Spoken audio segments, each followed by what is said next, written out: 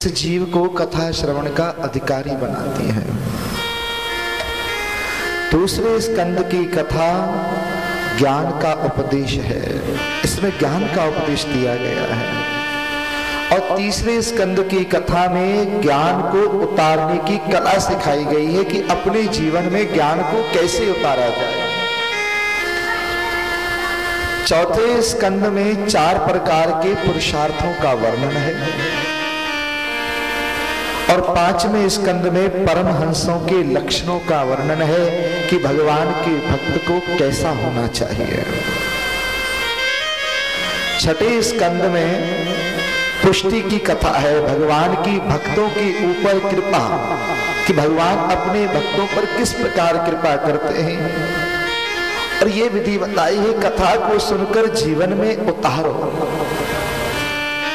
उस एक कान से सुनकर दूसरे कान से निकाल ना दो, अपने जीवन में उतारो। भगवान अगर हमारे बस में आते हैं तो केवल प्रेम से आते हैं और कोई साधन नहीं है जिससे भगवान हमारे बस में आ जाएं। भगवान तो कहते हैं कि प्रेम का भूखा हूं मैं, बस प्रेम ही एक सार है, प्रेम का भूखा हूं। 7वें स्कंद में वासना की कथा है, जिसमें प्रहलाद जी की सद्वासना का वर्णन है और हिरण्याकश्यप की असद वासना का वर्णन है और मनुष्यों की मिश्रित वासना का वर्णन की कथा है। अब 8वां स्कंद है जिसकी कथा हम प्रारंभ करने जा रहे हैं। ये वासना का नाश किस प्रकार किया जाता है उसका उपाय बतलाती है। चौथे मनवंतर में जो तामस नामक मनवंतर था, उसमें भगवान का हरि अवतार हुआ। इस अवतार में उन्होंने गजेंद्र पर कृपा करी, गजेंद्र का मोक्ष किया। परीक्षित पूछने लगे, भगवान आप भगवान की यह कथा हमको अवश्य सुनाओ, क्योंकि मेरे कान भगवान की कथा को ज्यों ज्यों सुनते हैं मेरी प्यास त्यों त्यों बढ़ती जा रही है।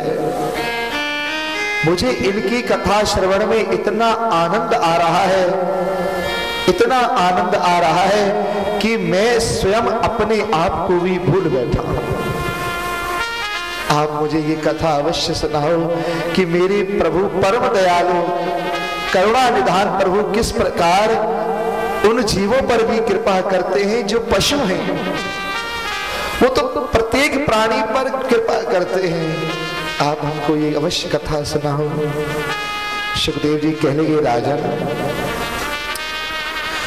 आसीद गिरिवरो राजन त्रिकूट इति विश्रुतः क्षीरोदीनावृता श्रीमान् योजनायुतम श्रुता।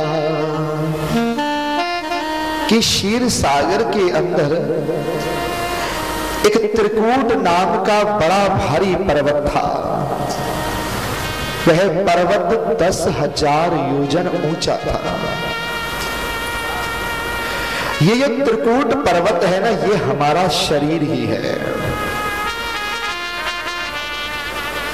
और इसमें जो गजेंद्र की कथा है, इस त्रिकूट पर्वत के ऊपर जो गजेंद्र विहार कर रहा है, जो गजेंद्र नाम का हाथी विहार कर रहा है, वो हमारा ये जीवात्मा ही है, जो इस शरीर के त्रिकूट रूपी पर्वत में विहार कर रहा है। और जिस सरोवर में ये पानी पीने के लिए गया, ये सरोवर जिसमें क्रीड़ा करने के लिए गया, वह सरोवर ही संसार है। और जिस ग्रह ने इस हाथी को पकड़ा, वह ग्रह ही काल है। वह गजेंद्र इतना बलवान था कि उसके सहारे से और भी जीव भी निर्भय होकर विचरण करते थे। सिंह आदि हिंसक जीव का भी कि उनकी भी हिम्मत नहीं पड़ती कि गजेंद्र के सामने आ जाए। गजेंद्र सबको परास्त कर देता था। और इसकी सैकड़ों स्त्रियां हथनियां थी जो इनके साथ रहती, इसके बच्चे थे, इसका बड़ा भारी कुटुंब था।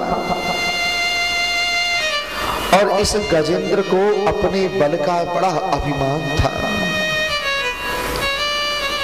वह उस वन में विहार करता रहा। एक दिन गर्मी बहुत पड़ रही थी, गर्मी के कारण उसको बड़ी जोर से प्यास लगी। अब वह सरोवर पर चला गया और उस सरोवर में जाकर उसने पहले जल पीकर अपनी प्यास बुझाई, प्यास बुझाई। पर उसके बाद सूंड में जल भरकर खूब अपने को नहलाया। अब उसके बाद वह अपनी जो हथनियां थी उनको सूंड से जल भर भर कर पिला रहा है पानी, उनको नहला रहा है, बच्चों को नहला रहा है, स्त्रियों को नहला रहा है जो हथनियां थी, और मस्त हो रहा है। इस बात से अनजान की एक ग्राहा उसको पकड़ने के लिए उसकी ओर आ रहा है। यही दशा हमारी है।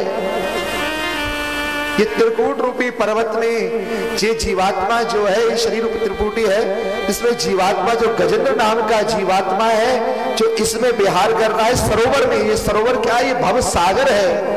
इसमें ये मेरे बच्चे, ये मेरे स्त्री, ये मेरे पति, ये मेरे भाई, ये मेरी बहन, इनमें आसक्त हुआ, उनमें ही डूब रहा है, उन विषयों में आसक्त हो रहा है। और जो काल है ग्रह नाम का, वो धीरे धीरे इसकी ओर बढ़ रहा है और ये बिल्कुल निष्फिकर है। उस मूर्ख को ये नहीं पता, बड़ा आनंद में डूबा हुआ है कि अचानक ग्रह ने आकर उस गजेंद्र का पैर पकड़ लिया। अब उसने बहुत प्रयास किया, खींचने लगा, परंतु ग्रह भी ना छोड़े।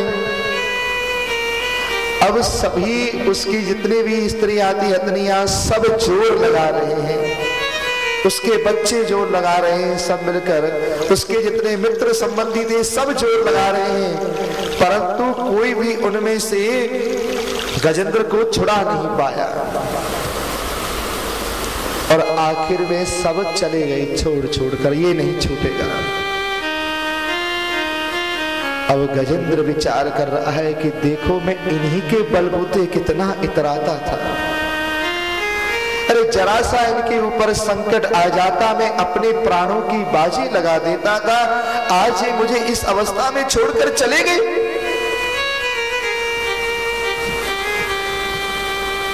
ऐसे ही छोड़कर चले गए, मैं यहां मृत्यु के गाल में पड़ा हुआ हूं, आज मेरे साथ कोई नहीं है। और उन्होंने विचार किया जो उसके साथी थे, अरे एक दिन हो गया, 2 दिन हो गए, 3 दिन हो गए, 4 दिन हो गए, अब तो 25 दिन हो गए, महीना हो गया, और ये तो छूटता नहीं, हम कब तक यहां खड़े रहे? तो चले गए सब। कहा कि मैं इनसे कितना प्रेम करता था, कितनी प्रीति करता था, आज इनमें से एक भी मेरे साथ नहीं है। सत्य है कि सभी लोग स्वार्थी होते हैं, सभी लोग स्वार्थी होते हैं, सभी ये स्वार्थ लाग कर ही सब प्रीति।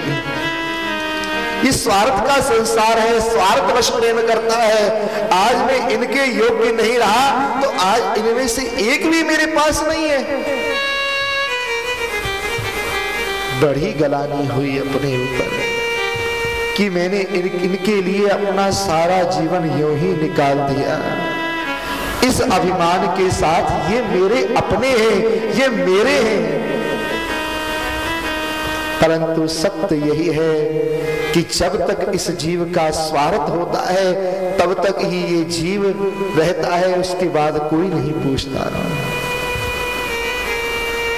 सुर नर मुनि जन की है रीति, स्वार्थ लाग कर ही सब प्रीति। अब इस घोर संकट के समय कौन मेरी रक्षा करे? 1000 वर्ष बीत गए, कभी गजेंद्र ग्रह को बाहर खींच लाता, कभी ग्रह गजेंद्र को जल के भीतर खींच ले जाता। देवताओं को भी बड़ा आश्चर्य हो रहा था कि कैसे बिना खाए पिए दोनों दिन रात लगातार 1000 वर्ष तक युद्ध कर रहे हैं। और धीरे धीरे हाथी का बल भी चला गया।